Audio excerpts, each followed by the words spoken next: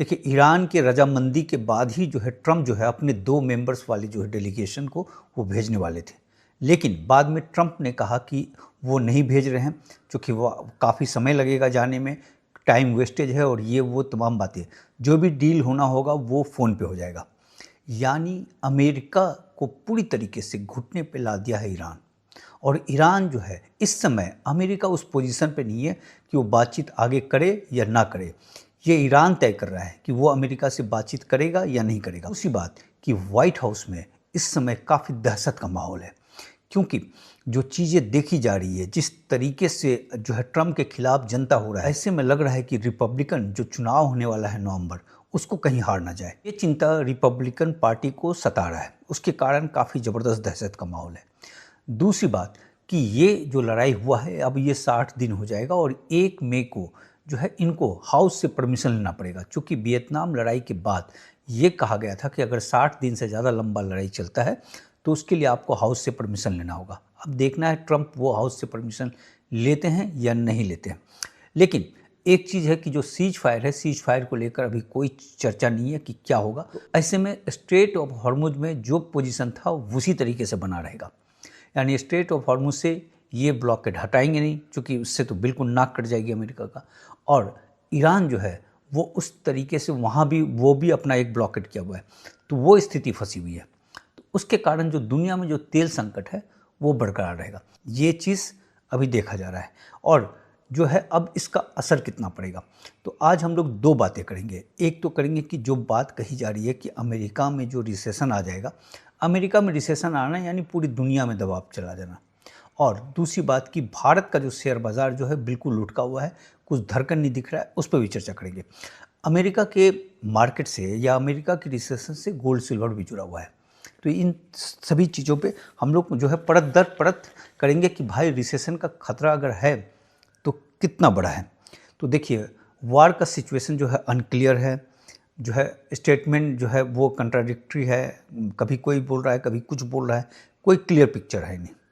तो इस समय लड़ाई पूरी तरीके से टला नहीं है, हालांकि थम गया है, सीज फायर है, तमाम चीज़ें, अब जो भी होगा इसमें, लेकिन ये जो तनाव है ये बरकरार है। दूसरी बात, मार्केट का बिहेवियर, मार्केट इस तरीके से बिहेव कर रहा है, अगर आप शेयर बाज़ार को देखें, खासकर अमेरिका के शेयर बाज़ार को, तो ऐसा लग रहा है कि जैसे लड़ाई जल्दी खत्म हो जाएगी और सब कुछ ठीक ठाक हो जाएगा।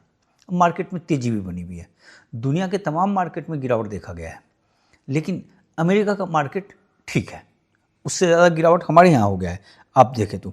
लेकिन लड़ाई चूँकि लंबा है या जो भी है, अगर ये जो ब्लॉकेट ये भी लंबा चलता है तो तेल ऊपर भागेगा, तेल ऊपर भागेगा तो इन्फ्लेशन ऊपर जाएगा, इकॉनमी स्लो होगी, चेन रिएक्शन शुरू हो जाएगा। तो ये नेगेटिव पॉइंट जा रहा है इकॉनमी के पॉइंट व्यू से। जो एक प्राइवेट क्रेडिट सिस्टम जो चल रहा है अमेरिका में, वो काफ़ी तनाव में है, क्योंकि उसमें एक चीज़ देखा जा रहा है कि काफ़ी डिफ़ॉल्ट हो रहा है। और प्राइवेट क्रेडिट सिस्टम में जिनको बैंक से पैसे नहीं मिलते थे, ऐसी कंपनियों ने वो पैसे लिए थे, अब वो डिफ़ॉल्ट कर रहे हैं या उस तरीके से उसमें रिटर्न मिल नहीं रहा है। तो वो स्थिति एक गंभीर है, लेकिन अभी भी वो काफ़ी डेंजरस मोड पे नहीं गया है, लेकिन वो ब्रिंक पे है।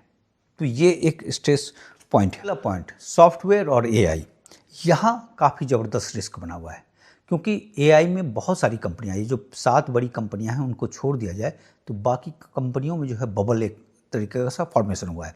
और प्राइवेट क्रेडिट वाला जो पैसा इन एआई जो छोटी कंपनियाँ हैं जिनको बैंक ने पैसा नहीं दिया था, वहाँ गया हुआ है। तो एआई का एक बबल वहाँ दिख रहा है। और उसी तरीके से सॉफ्टवेयर सेक्टर में भी एक भारी दबाव दिख रहा है। तो ये ये कमज़ोर कड़ी है अमेरिका के पॉइंट ऑफ व्यू से, अमेरिका की रिसेशन वाली बात जो आ रही है उसके पॉइंट ऑफ व्यू से। और छोटा सा भी नेगेटिव न्यूज़ यहाँ पे एक ज़बरदस्त क्रैश ला सकता है। तो ये बड़ा कंसर्न है। हाउसिंग मार्केट में काफ़ी स्लो डाउन है लेकिन क्रैश वाली बात नहीं है, या जो पहले जो हाउसिंग बबल देखा गया था, जो फटा था, उस तरीके का नहीं है, लेकिन स्लो डाउन है।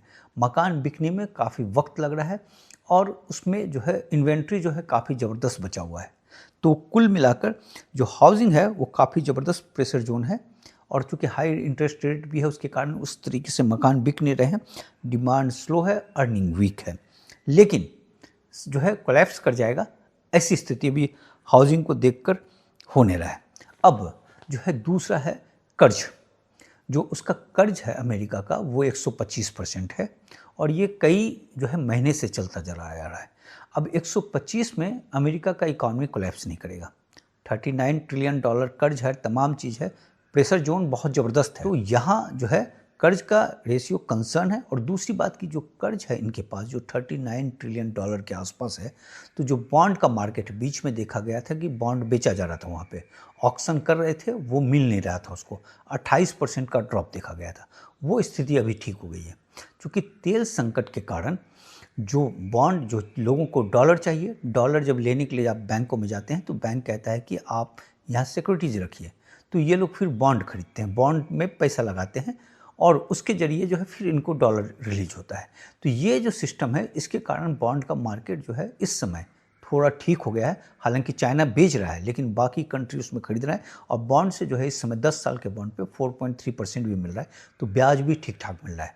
तो वो बॉन्ड का बाज़ार जो है अभी इनको संभाला हुआ है। तो जो जीडीपी और कर्ज का जो रेशियो है 125% के बावजूद स्थिति जो है हाथ से बाहर नहीं गया है, आउट ऑफ कंट्रोल नहीं है। अब दूसरी बात की जो उसका पॉजिटिव चीज़ें देख लें कि बैंक और जो क्रेडिट सिस्टम है वहाँ पे लोन पे डिफ़ॉल्ट देखा जा रहा है। जो प्राइवेट क्रेडिट सिस्टम जो दिया गया था उसमें जो बैंक का जो एक्सपोजर है वो है, लेकिन कुल मिलाकर वहाँ बैंक की स्थिति ठीक है। बैंक का जो है रिज़ल्ट जो आ रहा है वो काफ़ी अच्छा आ रहा है। और इधर देखा गया था कि जो ये उतार चढ़ाव जो हो रहा है ट्रंप इंडिकेटर के हिसाब से, जो शेयर बाज़ार में जो उठापटक हो रहा है उसमें बैंकों ने, जो उसके जो टॉप बैंक है उसने जमकर कमाया है। तो बैंक का परफॉर्मेंस ठीक ठाक है और ये बड़ा अहम चीज़ होता है। बैंक का फ्लॉप होना, बैंक का गिरना, वो रिसेशन का जो है सबसे बड़ा उससे दरवाज़ा खुल जाता है। तो ये दरवाज़ा बंद है। हेल्थ केयर भी ठीक ठाक कर रहा है, हेल्थ केयर में कोई बहुत ज़बरदस्त दबाव नहीं है। इंडस्ट्री का जो उसका रिपोर्ट आ रहा है उसमें वो भी ठीक ठाक जा रहा है। इंडस्ट्री में कोई बहुत ज़बरदस्त क्रैश नहीं देखा गया है। तो जो रियल ग्रोथ इंडिकेटर है उसमें ऑर्डर भी आ रहे हैं, रेवेन्यू भी आ रहा है, ग्रोथ भी है। मतलब हल्का सा स्लो है, मामूली सा, लेकिन ख़त्म नहीं हुआ है। तो ये फैक्टर भी अमेरिका को रिसेशन में जाने से रोकेगा। कंपनी का अर्निंग ठीक ठाक है, उसमें कोई ऐसी खतरे वाली बात अभी दिख नहीं रही है कि इन तमाम चीज़ों के बावजूद वहाँ कंपनी ठीक ठाक कर रहा है। और तो इस कारण जो है जो भयानक जो दबाव देखा जाना चाहिए था कॉर्पोरेट केस में वो नहीं दिख रहा है। तो ये रिसेशन जैसी बात यहाँ से रिफ्लेक्ट नहीं हो रही है। तो मामला जो है दोनों तरफ से अगर आप देखें तो एक तरीके से टाई वाले पोजीशन पे है इस समय। फाइनल क्या है कि इकॉनमी ओके है, अर्निंग ठीक ठाक हो रही है, बैंक को कोई दिक्कत नहीं है, नंबर एक।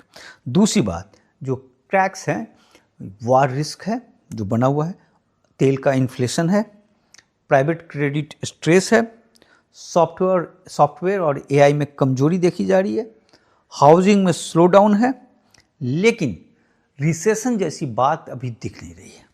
मतलब फंडामेंटल्स कमज़ोर जरूर हैं लेकिन जो रिसेशन है वो नहीं दिख रहा है। रिसेशन जैसी दहलीज आ जाती है तो सोना चांदी बहुत तेज भाग जाता है, तो वो चीज़ यहाँ नहीं दिख रहा है। अब सोना चांदी जो भागेगा वो अपने अपने जो छोटे छोटे कारक होते हैं उससे भागेगा। जैसे अगर इंटरेस्ट रेट को बढ़ा देगा तो सोना पे दबाव आएगा, इंटरेस्ट रेट को घटा देगा तो सोना में मजबूती आ जाएगा, नंबर एक। दूसरी बात कि डॉलर के खिलाफ जो सेंट्रल बैंक का जो मुहिम चल रहा है उसके कारण गोल्ड में मजबूती देखी जाएगी। वो दो फैक्टर हैं।